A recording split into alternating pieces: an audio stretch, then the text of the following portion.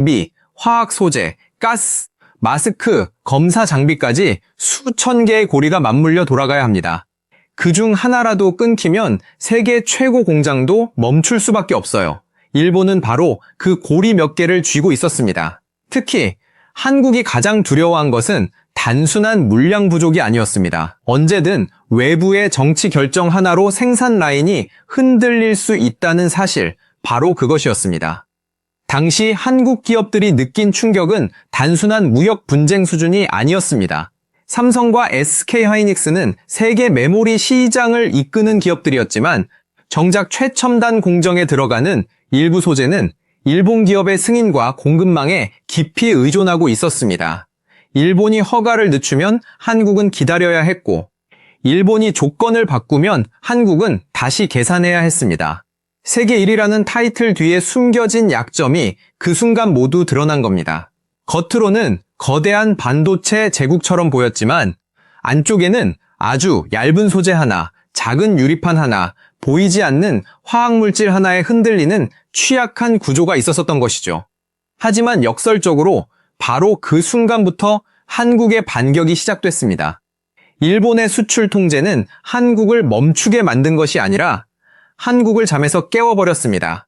이전까지는 굳이 직접 만들 필요가 없다고 여겼던 소재들이 갑자기 생존의 문제로 바뀌었습니다. 싸게 잘 만드는 곳에서 사오면 된다는 효율의 논리가 위기 앞에서는 치명적인 약점이 된다는 사실을 모두가 깨달은 겁니다.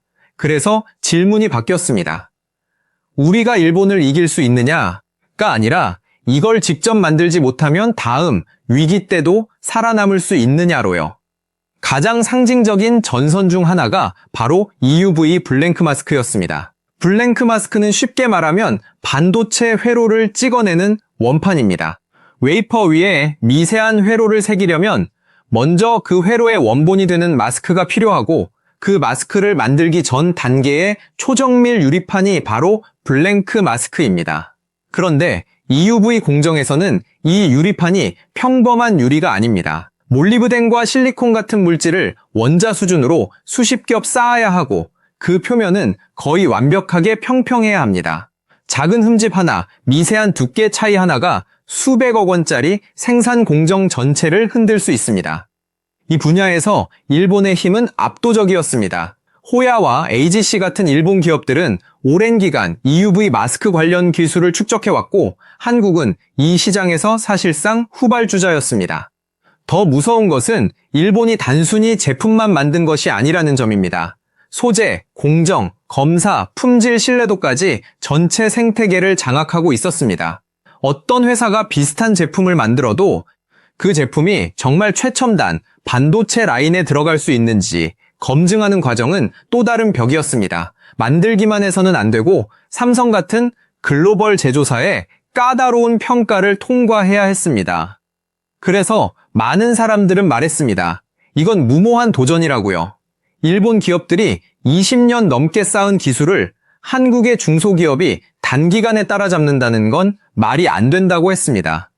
실제로 그런 말이 틀린 것도 아니었습니다. EUV 블랭크 마스크는 단순히 설비를 산다고 만들 수 있는 물건이 아니니까요. 수율을 끌어올려야 하고 결함을 줄여야 하고 같은 품질을 반복해서 찍어낼 수 있어야 합니다. 한두 장 성공하는 것과 대량 양산은 완전히 다른 문제입니다. 실험실에서 통과한 제품이 실제 생산 라인에서 버티지 못하면 그건 성공이 아니라 또 다른 실패일 뿐입니다. 그런데 여기서 삼성의 선택이 중요했습니다.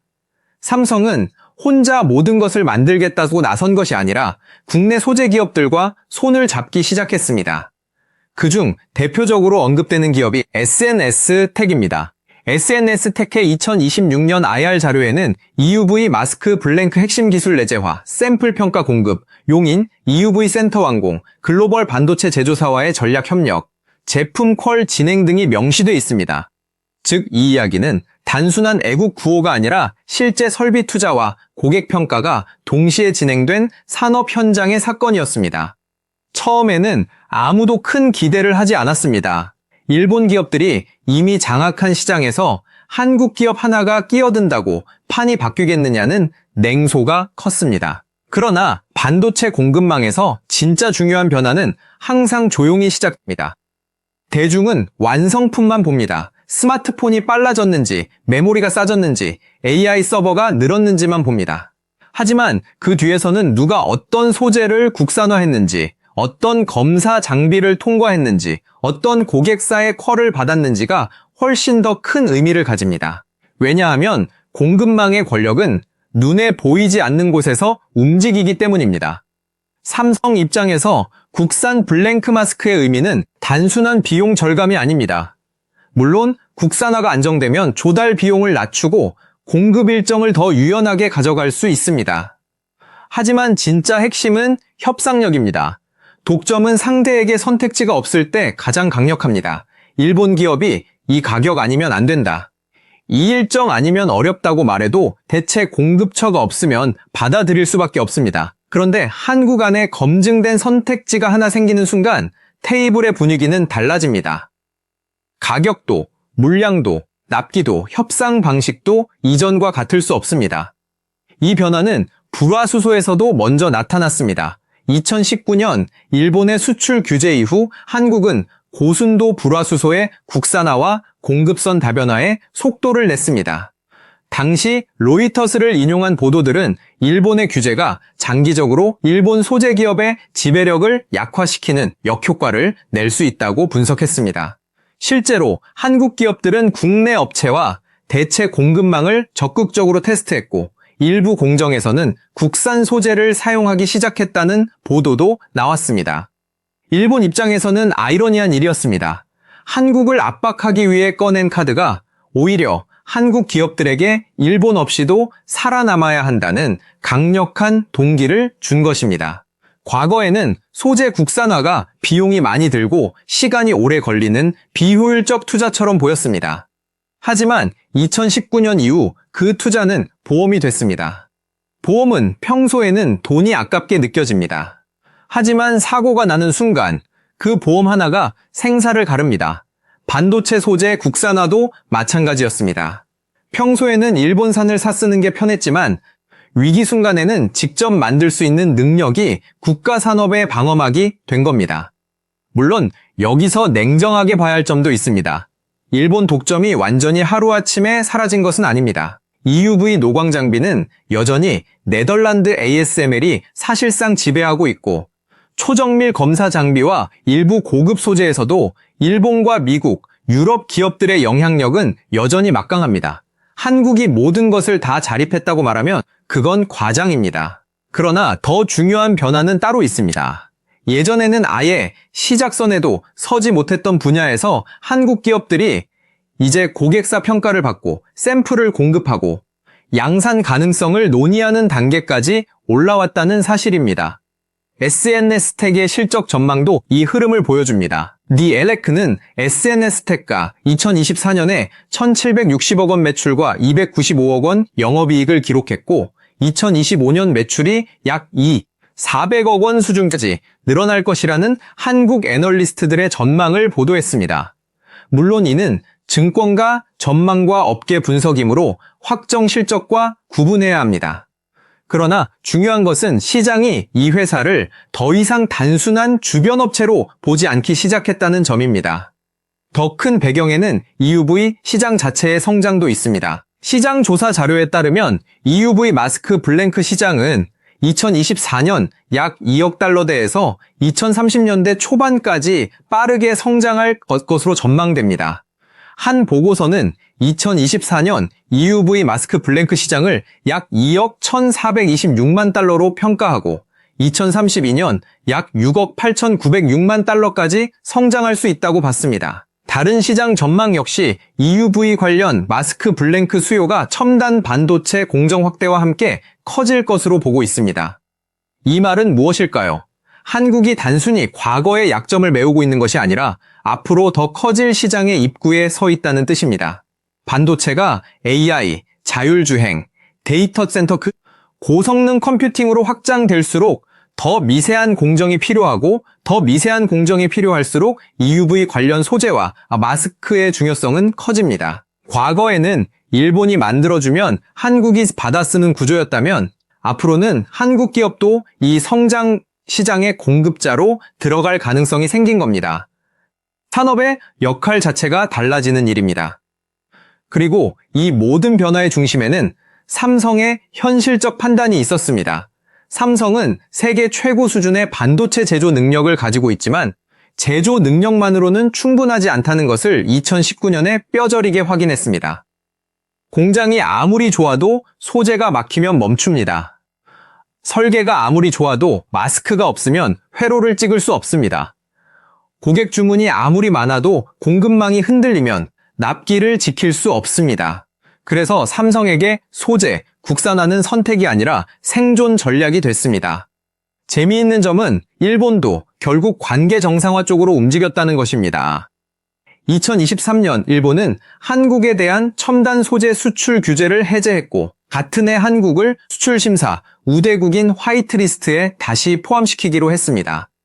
로이터스는 일본이 2023년 7월 21일부터 한국을 화이트리스트에 복귀시키겠다고 보도했습니다. 그러나 그때는 이미 한국 산업계의 사고방식이 달라진 뒤였습니다.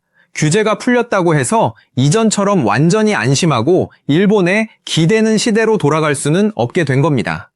왜냐하면 한번 겪은 공포는 사라지지 않기 때문입니다. 생산 라인이 멈출지도 모른다는 두려움, 정치적 갈등이 공급망을 흔들 수 있다는 기억, 세계 1위 기업도 소재 하나 앞에서 약자가 될 수 있다는 현실은 한국 기업들의 머릿속에 깊게 남았습니다. 그래서 일본이 다시 문을 열었어도 한국은 예전처럼 아무 생각 없이 그 문 하나만 바라보지 않습니다. 이제는 다른 문을 만들고 다른 길을 만들고 최악의 상황에서도 버틸 수 있는 구조를 만들려고 합니다. 이것이 7년 만에 진짜 대역전입니다. 물론 일본 기업들이 완전히 무너졌다고 표현하는 것은 조심해야 합니다. 호야, AGC, 레이저텍 같은 일본 기업들은 여전히 강합니다. 그들의 기술력과 고객 신뢰도는 하루아침에 흔들릴 수준이 아닙니다. 하지만 독점의 본질은 경쟁자가 없다는 데 있습니다. 한국 기업이 완벽하게 일본을 대체하지 못하더라도 검증 가능한 대체 선택지가 하나씩 등장하는 순간 독점의 압도적 힘은 약해집니다. 일본이 예전처럼 공급망의 칼자루를 혼자 쥐고 흔들기는 어려워지는 겁니다. 이 이야기가 더 극적인 이유는 한국의 반격이 거대한 구호로 시작된 것이 아니라는 점입니다. 누군가는 연구실에서 밤새 수율을 확인했고 누군가는 수백 번 실패한 샘플을 다시 분석했고 누군가는 고객사 평가에서 떨어진 이유를 찾아 또 공정을 바꿨을 겁니다. 사람들은 국산화 성공이라는 한 줄 기사만 봅니다. 하지만 그 한 줄 뒤에는 수년 동안의 실패, 폐기된 샘플, 타버린 연구비, 흔들린 자신감, 그래도 포기하지 않은 연구원들의 시간이 들어 있습니다. 산업의 역전은 박수 소리보다 먼저 조용한 실험실의 불빛에서 시작됩니다. 삼성의 국산화 반격이 만든 가장 큰 변화는 자존심이 아닙니다. 감정적 승리도 아닙니다. 바로 선택권입니다. 선택권이 생기면 기업은 협상에서 강해집니다. 선택권이 생기면 국가는 공급망 위기에서 버틸 수 있습니다. 선택권이 생기면 다음 위기 때 허둥대지 않습니다. 2019년에 한국은 일본이 문을 닫으면 밖에서 기다려야 했습니다. 하지만 7년이 지난 지금 한국은 말할 수 있게 됐습니다. 문이 닫히면 우리가 문을 만들겠다고요. 그래서 이 제목은 단순한 자극적인 문장이 아닙니다. 일본 독점은 이렇게 무너졌다는 말은 일본 기업이 사라졌다는 뜻이 아닙니다. 한국이 더 이상 단 하나의 공급망에 묶여있지 않게 됐다는 뜻입니다. 삼성의 반격은 일본을 쓰러뜨리는 전쟁이라기보다 한국 산업이 스스로의 약점을 직시하고 가장 아픈 곳부터 메우기 시작한 생존 전략이었습니다. 그 결과 일본이 쥐고 있던 절대적 협상력에 균열이 생겼고 그 균열은 불화수소에서 포토레지스트로, 블랭크 마스크에서 차세대 소재로 번져가고 있습니다. 마지막으로 기억해야 할 장면이 있습니다. 2019년 일본의 수출 통제 앞에서 한국 반도체 업계는 처음으로 자신이 얼마나 위험한 구조 위에 서 있었는지 깨달았습니다. 그리고 2026년 한국 기업들은 그 약점을 하나씩 바꾸고 있습니다. 아직 완성은 아닙니다. 아직 일본을 완전히 대체한 것도 아닙니다. 하지만 방향은 분명히 바뀌었습니다. 예전에는 일본이 안 된다고 말하면 한국이 멈춰야 했습니다.